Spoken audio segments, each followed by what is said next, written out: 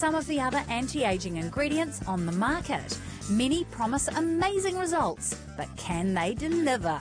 Pharmacologist Barry Finnan has done research in this area, so I've come to Melbourne, Australia to ask him what active ingredients actually get through the skin.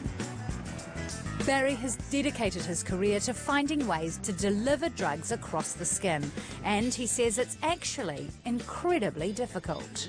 Skin forms a very effective barrier, and it's designed in nature to keep the rest of the world out and to keep us in. So then how much of a topically applied dose is absorbed by the skin? Even for drugs that have been designed to be absorbed through the skin, it's only about 5 to 10% that actually gets absorbed. And for many of the cosmetics, it will be much lower than that. The skin's outermost layer is like bricks and mortar. Dead skin cells are the bricks held together by a mortar of fat. Very little can pass through to the living layers beneath, where it can do some good. I predicted that a lot of these things wouldn't get across the skin. Like any good scientists, Barry and his team did some experiments. We applied these ingredients to the surface of the skin and then measured their penetration through the skin. One popular class of ingredients they tested were peptides, the hot new thing in anti-aging. Peptides are short chains of amino acids that play many important roles in our bodies. Claims for peptides range from increasing collagen production to antioxidant activity. Tell me about the peptides you studied. We were unable to detect any of them getting through the skin at all, where our analysis methods would have been able to detect as little as 0.01% of the applied material. So although peptides may have all sorts of interesting potential, we have very little proof that they can actually penetrate the skin to get to where they're needed. Barry's team has also experimented with one of the best-selling anti-aging treatments in the world, coenzyme Q10. Also occurring naturally in the body, Q10 is a potent antioxidant that can mop up free radicals before they can do damage to our skin. Q10 levels can be boosted with supplements. But what about when it's applied to the skin?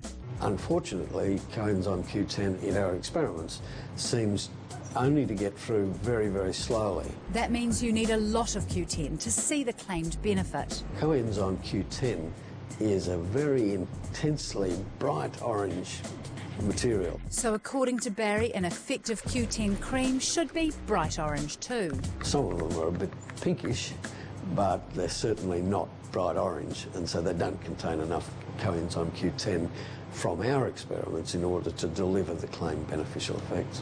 Nivea won't reveal how much Q10 their products contain, but they say that their formulations have proven efficacy against wrinkles. Our substantiated clinical product in new studies gives us much confidence in asserting our Nivea Q10 formulations deliver the beneficial effect of Q10 through the skin. There is one miracle anti-aging ingredient that works even though it doesn't penetrate the skin. It's called broad-spectrum sunscreen. One of the really neat things about sunscreens is that they'll actually reverse the damage that sun has caused. Make sure your sunscreen protects against UVA, which penetrates deep into the skin and damages your collagen. So we regularly see patients with quite a lot of sun damage, and you put them on good sunscreens and they come back a couple of years later and the skin looks 5-10 years younger. And all they've done is put on a sunscreen. Sunscreen protects your skin from further damage while it rejuvenates itself. And what about the anti-aging creams in our experiment? You'll be relieved to know that retinoids do penetrate the skin. Time to catch up with our human guinea pigs to see if retinoid is making a difference to them. Kalan and the Imperial Guard have now been using their creams for 6 weeks, diligently applying a retinoid one side and, unbeknownst to them, a plain moisturiser on the other. So how are they finding it? I did notice my skin was softer after using the creams, but I didn't notice any anti-aging effects. Which was clearly a disappointment. I was expected to come out looking like Jane Fonda. Kalan, on the other hand, have a clear favourite. We all checked one another's faces out and we all said which cream it was, and it was the green one for all of us. Oh dear, that's the cream with no anti-aging ingredients. But it's early days yet. We still have 10 weeks to go, so march on. If you want to stimulate your collagen levels, you need to be patient. Even prescription retinoic acid takes 4 months to show a noticeable improvement.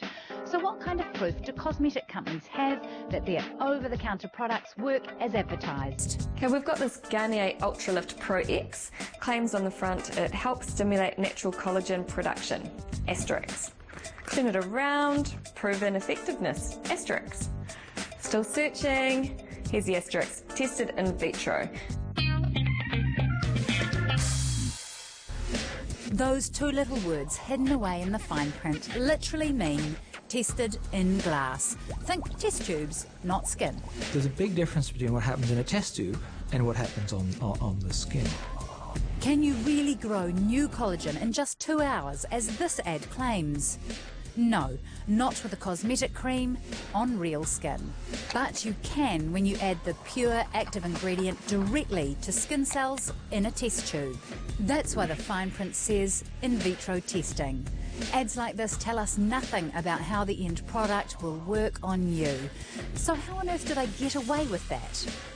Unfortunately for consumers, you really need to read that fine print because there's not a lot of regulation around these products, and the only fallback they have is to complain to the Advertising Standards Authority if they think the advertising's misleading. So it's a case of buyer beware. If it sounds too good to be true, it quite possibly is.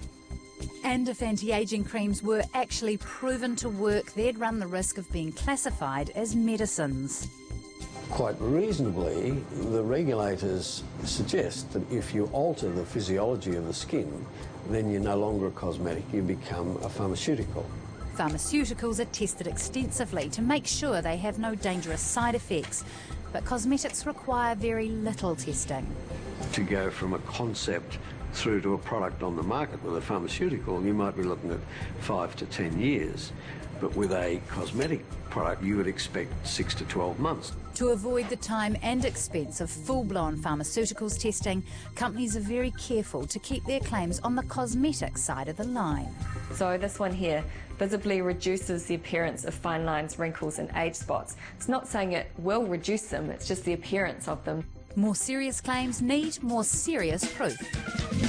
After the break, the makers of Boots No. 7 take up this challenge with a full-blown clinical trial, and we get the final results from our own anti-aging experiment.